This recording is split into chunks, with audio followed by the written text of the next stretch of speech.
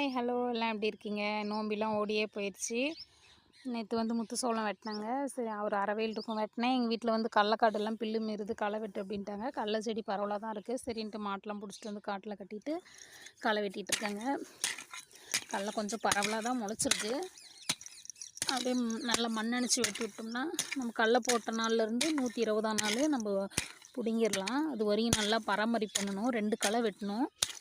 இப்போ ஒரு களை வெட்டிட்டு அடுத்தது வந்து மண்ணெணிச்சி ஒரு களை வெட்டணும்.